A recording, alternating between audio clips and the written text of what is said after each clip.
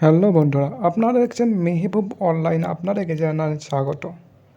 আপনারা জানেন যে পশ্চিমবঙ্গে মাননীয় মুখ্যমন্ত্রী মমতা বন্দ্যোপাধ্যায়ের দলের পতন হয়েছে।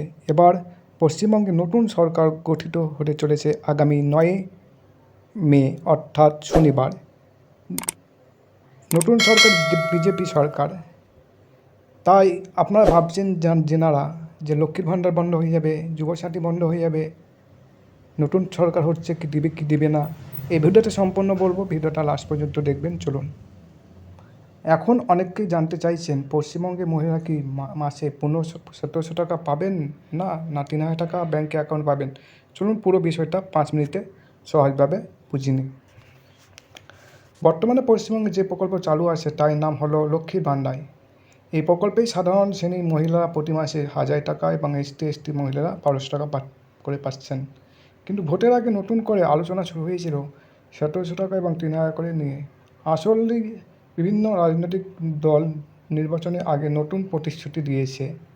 বিশেষ করে বিজেপি অফিসিয়াল ওয়েবসাইটের পক্ষ থেকে বলা হয়েছে যে যদি তারা সরকার গঠন করতে পারে তাহলে মহিলাদের মাসে 3000 পর্যন্ত আর্থিক সহায়তা দেওয়া হবে বা দেবে। অন্যদিকে 1700 টাকা নিয়ে সোশ্যাল মিডিয়ায় নানান পোস্ট ভাইরাল হলেও এখন পর্যন্ত পশ্চিমবঙ্গ সরকার গঠিত গেজেটে এখন কোনো চূড়ান্ত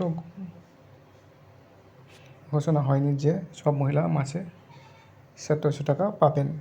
আপনারা পেয়েছেন।